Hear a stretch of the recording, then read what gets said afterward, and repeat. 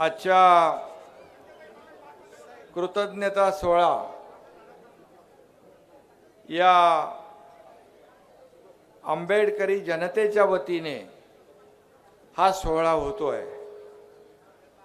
मी doctor Babasaheb आंबेडकरांच्या सर्व अनुयायी बांधव भगिनींना मनापासून धन्यवाद देतो, आपले आभार मानतो। या कार्यक्रमाला उपस्थित केंद्रीय मंत्री प्रतापराव जाधव, पालकमंत्री अब्दुल सत्तार जी, आपले दुसरे मंत्री अतुल सावे जी, खासदार संदीपान बुमरे जी, आमदार प्रदीप जयस्वाल, आमदार संजय शिरसाट, राजेंद्र जंजार, रमेश पवार, अध्यक्ष कृतज्ञता सोहळा जालिंदर शेंडगे, गौतम खरात, ऋषिकेश जयस्वाल, विश्वनाथ राजपूत, अरुण बोर्डे, महेंद्र सोनावणे, विजय जोंधळे, सुरेश जगताप, कृष्णा बनकर, व्यासपीठावरील सर्व सन्माननीय मान्यवर, व्यासपीठावर खूप लोक आहेत, पण ज्यांनी मला ही नावं दिली,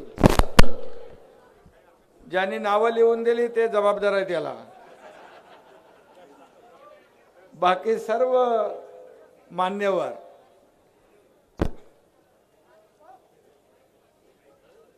खरं म्हणजे आज सगळ्यात आधी मी महामानव भारतरत्न डॉक्टर बाबासाहेब आंबेडकर यांना विनम्र अभिवादन करतो,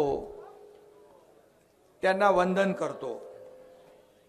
खरं म्हणजे बाबासाहेबांच्यामुळे लाखो घरांचा उद्धार झाला, दीन दुबळ्यांना जगण्याचा अधिकार मिळाला।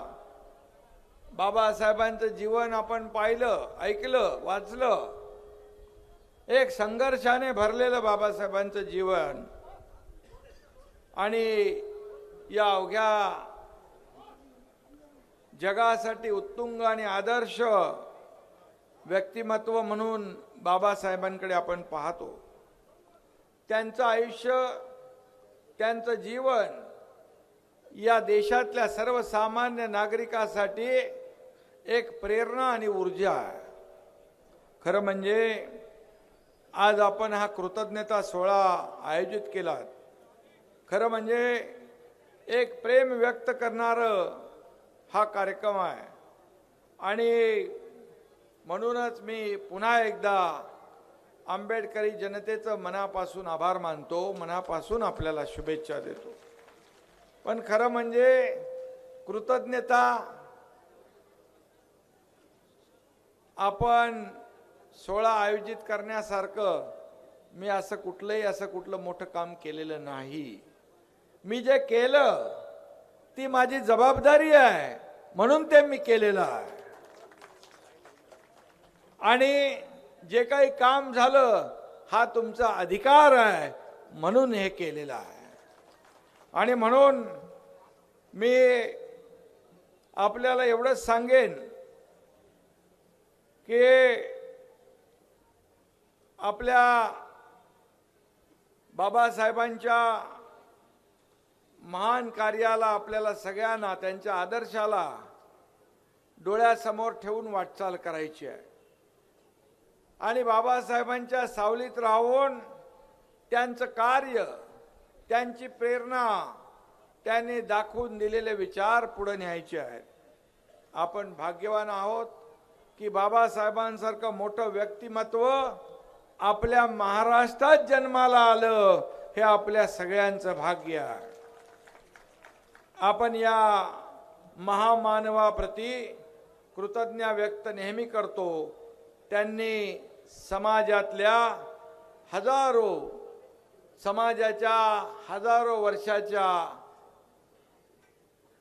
खरं म्हणजे प्रत्येकाला झोपेतून जाग करण्याचं काम केलंय, त्याला प्रेरणा देण्याचं काम केलंय, त्याला ऊर्जा देण्याचं काम केलंय, आणि समतेच्या प्रकाशाचा मार्ग दाखवण्याचं काम बाबासाहेबांनी केलंय। बाबासाहेबांनी आपल्याला समता आणि बंधुभाव शिकवला। युगायुगात असा एखादाच महापुरुष जन्माला येतो आणि म्हणूनच आपण कायम त्यांचे ऋणी आहोत.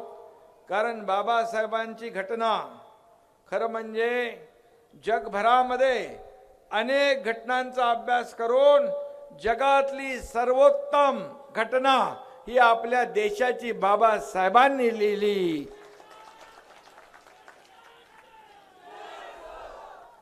आणि या घटनेमुळेच या संविधानावर आपल्या देशाचा कारभार आपण करतो, आपल्या राज्याचा कारभार आपण करतो. खरं म्हणजे बाबासाहेबांना या शहराबद्दल विशेष आपुलकी आणि प्रेम होतं. बाबासाहेबांनी मुंबईनंतर पीपल्स एज्युकेशन सोसायटीचं दुसरं कॉलेज सुरू केलं ते याच शहरामध्ये. ही भूमी बाबासाहेबांचीच आहे, त्यांच्या पदस्पर्शाने पावन झालेली भूमी आहे. आणि म्हणून आज आपण जगप्रसिद्ध अजिंठा लेण्याच्या पायथ्याशी सुंदर असं बुद्ध विहार विपश्यना केंद्र उभारणार आहोत. बाबासाहेबांचा भव्य दिव्य पुतळा आपण उभारतोय. शहरातल्या प्रत्येक झोपडपट्टीत वाचनालय आपण उभारतोय. याशिवाय रिसर्च सेंटरचा डिजिटल प्रोजेक्ट असेल, तारांगण असेल, मागास उद्योजकांना स्वतःच्या पायावर उभं करणं, हजारो बेरोजगारांना मदत करणं, हा देखील उपक्रम आपण यामध्ये घेतलेला आहे. मला आठवतंय शिवसेना प्रमुख बाळासाहेब ठाकरे देखील म्हणायचे, नोकऱ्या तर मिळाल्याच पाहिजेत, परंतु नोकऱ्या मागताना नोकऱ्या देणारे हात तयार करा. आणि म्हणून या बाबासाहेबांच्या अनुयायांना देखील आपण नोकऱ्या देणारे उद्योजक या भविष्यामध्ये तयार करण्याचा प्रयत्न आणि मानस सरकारचा. आणि म्हणून यातून लाखो करोडो लोकांना या ठिकाणी रोजगारही मिळेल, प्रेरणा मिळेल. आणि म्हणूनच आज मी एवढंच सांगतो, बाबासाहेबांकडून बरंच काही शिकण्यासारखं आहे. त्यांचं व्यक्तिमत्व, त्यांचं कार्य आणि त्यांनी या देशासाठी दिलेले योगदान हे अनमोल आहे. आणि म्हणून बाबासाहेब एकाच वेळी न्यायशास्त्रज्ञ होते, अर्थशास्त्रज्ञ होते आणि राजकारणी आणि समाज सुधारक देखील होते. एकाच वेळी त्याने अनेक विषयामध्ये जे काही यश संपादन केलं, वेगवेगळ्या देशातून त्यांनी म्हणजे पहिले आपले भारतीय परदेशात जाऊन डिग्री मिळवणारे, याचा आपल्याला सार्थ अभिमान आहे. आणि म्हणून खरं म्हणजे त्यांनी महिला आणि कामगारांच्या हक्कासाठी देखील लढा दिला. जिथं जिथं अन्याय दिसला तिथं तिथं त्यांनी प्रहार केला. आणि शिका, संघटित व्हा, संघर्ष करा, हा मूल मंत्र बाबासाहेबांनी दिला. आणि म्हणूनच त्यातून आज आपण आजचा विकास जो पाहतोय त्यामध्ये बाबासाहेबांचे आशीर्वाद आहेत. कारण बाबासाहेबांचे विचार आपण पुढे नेतोय. आणि म्हणून या समाजाला विकासापासून वंचित ठेवण्याचं काम यापूर्वी कुणी केलं आपल्याला माहित आहे. जे अनेक वर्ष या देशामध्ये ज्यांनी सत्ता गाजवली, 50-60 वर्ष. परंतु आपल्याला मी सांगतो की फक्त बाबासाहेबांच्या अनुयायांना वोट बँक म्हणून ज्यांनी वापरलं त्यांना तुम्ही धडा शिकवणार की नाही, हा प्रश्न आहे. आणि म्हणून मी आपल्याला एवढंच सांगतो, लोकसभेच्या वेळेत देखील एक फेक नरेटिव्ह पसरवलं की लोकांमध्ये भीती निर्माण केली, बाबासाहेबांचं संविधान बदलणार. परंतु तुम्हाला मी सांगतो, जब तक सूरज चांद रहेगा बाबा साहेब का संविधान बना रहेगा.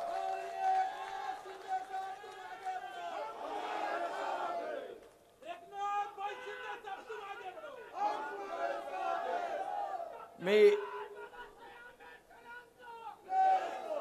बाबासाहेबांना निवडणुकीमध्ये कोणी पराभूत केलं तुम्हाला माहित आहे? कोणी केलं? 2 वेळा. आणि सगळ्यात जास्त तिरस्कार केला तुम्ही ज्यांचं नाव घेतलं त्या काँग्रेसने. आणि बाबासाहेबांचा संविधान दिन कोणी साजरा केला तर 2015 साली डॉक्टर बाबासाहेब आंबेडकर संविधान दिन या देशाचे प्रधानमंत्री नरेंद्र मोदी यांनी सुरू केला. हे देखील आज आपल्या समोर आहे. त्याने शपथ घेताना डोक्याला बाबासाहेबांचं संविधान पहिलं नतमस्तक झाले आणि नंतर शपथ घेतली. आणि म्हणून आपल्याला मी एकच सांगतो, आपल्याला सावध राहण्याची आवश्यकता आहे. आणि म्हणून आज पासून 4 दिवसांनी 78वा स्वातंत्र्य दिन येतोय. बाबासाहेबांची घटना होती म्हणून आपण एक प्रजासत्ताक सार्वभौम राष्ट्र म्हणून ओळखला जातो ते केवळ आणि केवळ बाबासाहेबांच्यामुळे. आणि म्हणून या करोडो दीन दुबळ्यांना सन्मानाचं जीवन जगता यावं यासाठी डॉक्टर बाबासाहेबांनी शिकवण दिली, प्रेरणा दिली. आणि म्हणून मी आपल्याला एवढंच सांगतो की बाबासाहेब यांचं त्याग, यांचा योगदान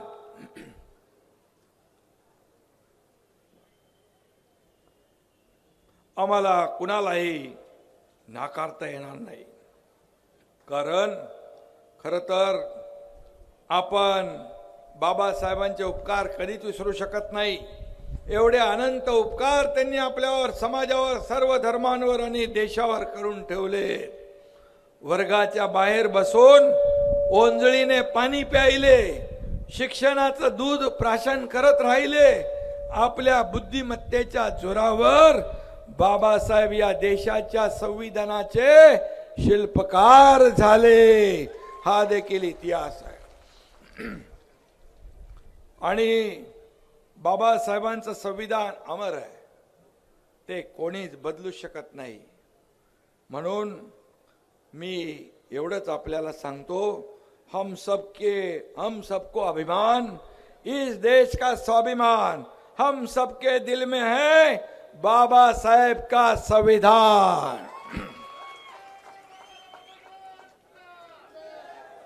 आणि म्हणून बाबासाहेबांनी सर्व जाती धर्मावर प्रेम केला. आपल्या गरीब, शोषित, वंचित, पीडित समाजातल्या बांधव भगिनींना समाजाच्या मुख्य प्रवाहात आणण्याचं काम केलं.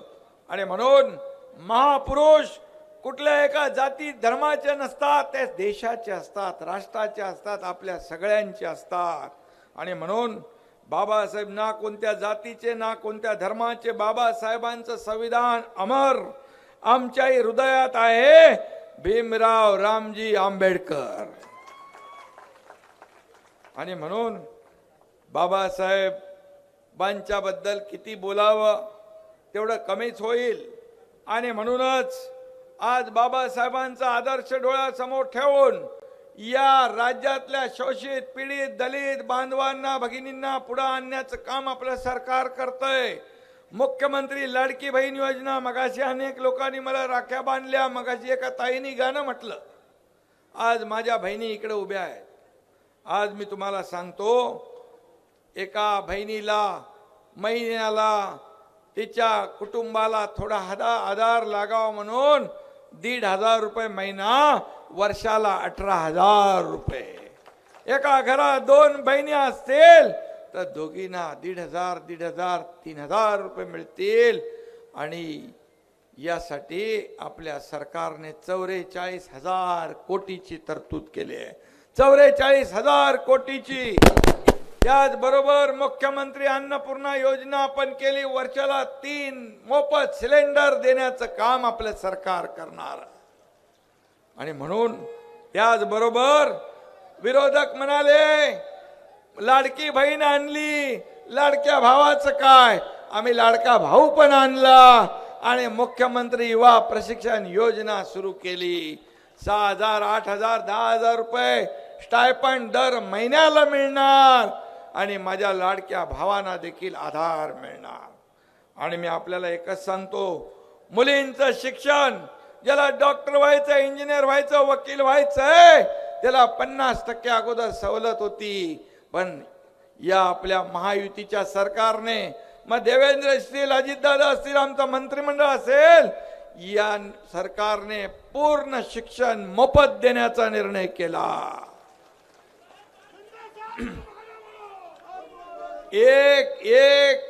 एक मुलीने आत्महत्या केली कारण अर्धी फी पण भरता तिच्या पालकांना आली नाही म्हणून. मी रात्री चंद्रकांत दादा पाटीलना 1:45 वाजता फोन केला, सरकार आपला आणि म्हणून अशा प्रकारच्या मुलींना आत्महत्येची वेळ येता कामा नये म्हणून 100% फी माफ करण्याचा निर्णय आपल्या सरकारने तेव्हा घेतला. बार्टीचं पण आपल्याला करायचंय. मला माहित आहे बार्टीचं निवेदन मिळालेलं आहे आणि बार्टीचा देखील आपण न्याय देणार. हे सरकार तुमचं आहे आणि म्हणून या ठिकाणी आपल्या मुलींना मोठे डॉक्टर, इंजिनियर, वकील, आर्किटेक्ट हे करायचं आहे तर त्यासाठी सरकार पूर्णपणे आपल्या पाठीशी आहे. आता विरोधकांच्या पायाखालची वाळू सरकली आहे. म्हणतात हे फक्त निवडणुकीसाठी घोषणा आहे, चुनावी जुमला आहे. कारण त्यांच्या पायाखालची वाळू सरकली आहे. बहीण लाडकी आणि भरली धडकी असं त्यांचं झालेलं आहे. आणि म्हणून तुम्हाला मी सांगतो, तुमचा हा भाऊ तुम्हाला शब्द देतो की राखी पौर्णिमेच्या 2 दिवस अगोदर तुमच्या खात्यात 2 हप्ते जाणार. आणि म्हणून काही लोक म्हणतात ही भीक नको, माझ्या बहिणींना भिकारी म्हणून हिणवलं जातं, ही भीक घेऊ नका म्हणता. माझ्या बहिणींचा अपमान करणाऱ्या या कपटी सावत्र भावांपासून सावध राहा, एवढंच सांगतो आपल्याला. खरं म्हणजे आज कोर्टामध्ये कोणाला तरी पाठवलं होतं, न्यायालयात पाठवलं. मी तेव्हाही म्हणालो न्यायालय माझ्या लाडक्या बहिणींबरोबर न्याय करेल. आणि मग कोर्टाने देखील त्यांची याचिका फेटाळून फेकून दिली, रद्द करून टाकली, बहिणींच्या बाजूने निकाल दिला. आनंदाचा शिदा आपण दिवाळीला गणपतीला देतो, रवा, साखर, तेल, तूप जे काय असतं ते, त्याच्यावर पण कोर्टामध्ये पाठवलंय. अरे तुम्ही लोकांच्या तोंडचा घास हिरावून घेण्याचं पाप का करता?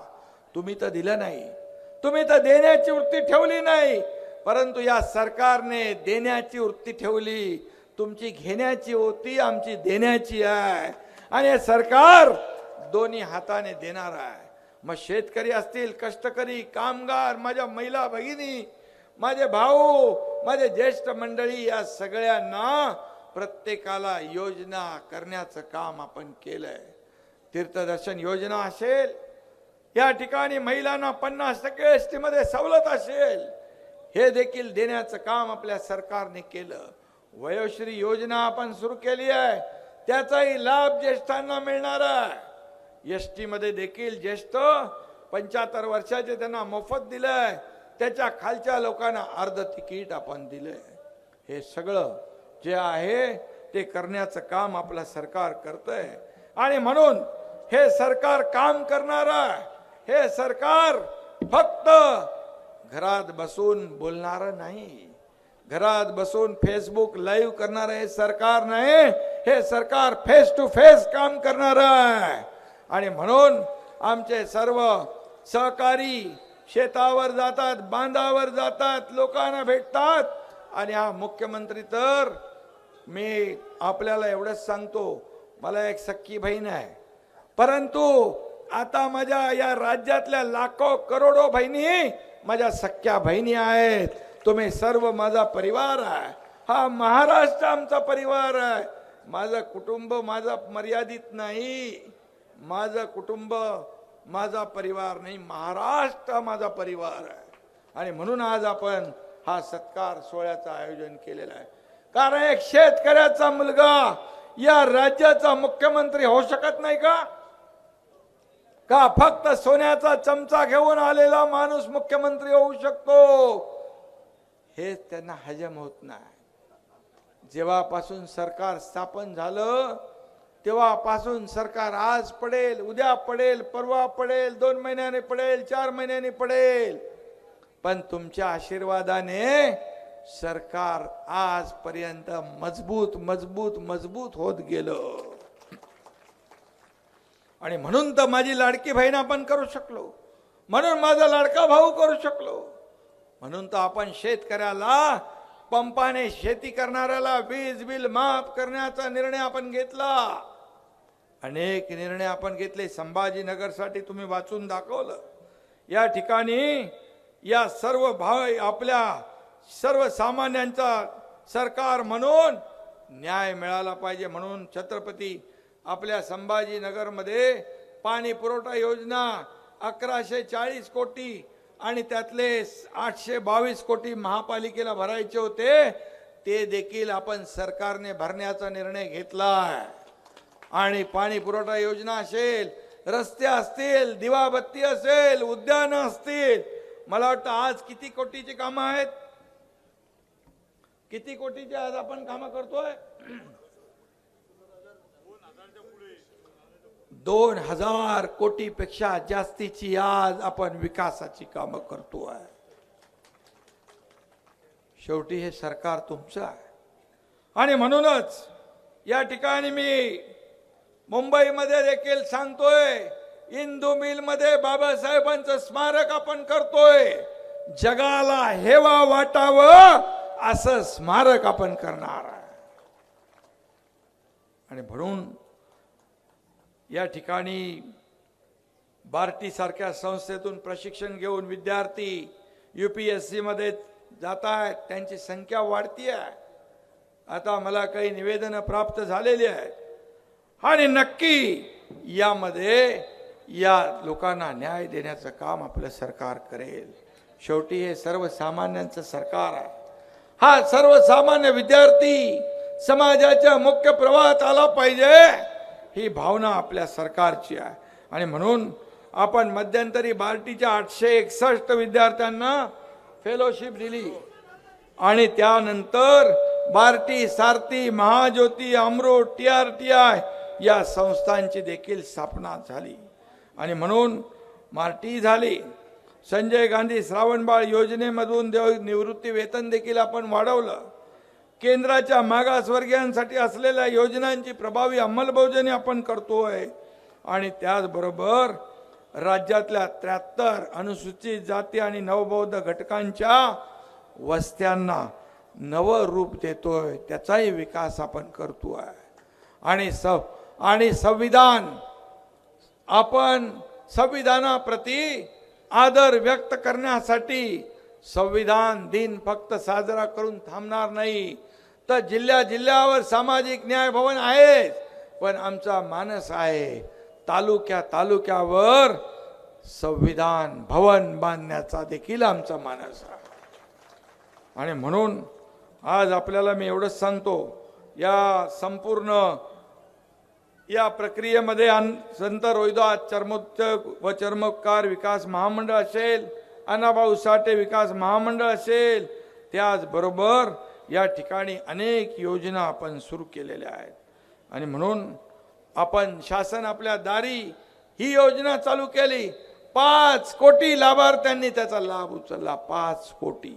आज मुख्यमंत्री माझी लाडकी बहीण योजना यासाठी एका महिन्याच्या आत 15 ते 20 दिवसात 1.5 कोटी महिलांचे, बहिणींचे अर्ज प्राप्त झाले. आणि म्हणून आणखी पुढच्या काळात आणखी अर्ज येतील. आणि म्हणून तर सगळ्या राज्यामध्ये एक वेगळा माहोल तयार झालाय. आणि त्याचमुळे विरोधकांना पोटदुखी झाली आहे. पण त्यांच्यासाठी देखील आम्ही राज्यामध्ये बाळासाहेब ठाकरे आपला दवाखाना सुरू केलेला आहे. मोफत औषधोपचार अशा पोटदुखीवाल्यांना मिळेल. आणि म्हणून मी आपल्याला एवढंच सांगतो की काही लोक आरोप करतात, खालच्या पातळीवर बोलतात. काल आपण पाहिलं ठाण्यामध्ये देखील काही येऊन गेले लोक काय नाही नको ते बोलले, परंतु आम्ही त्यांच्याकडे दुर्लक्ष करतो. त्यांच्या पायाखालची वाळू सरकली आहे. आम्हाला दिल्लीला जाऊन लोटांगण घालता म्हणणारे आता रोज 3-3, 4-4 दिवस तिकडे दिल्लीत जाऊन थांबायला लागलेत. मुंबईमध्ये कुठला स्टेडियम आहे व स्टेडियम? मुंबई नाही, दिल्ली. तालकटोरा स्टेडियम आहे. कशासाठी गेले होते माहिती आहे आपल्याला. आणि म्हणून आज आपल्याला मी एवढंच सांगतो, या ठिकाणी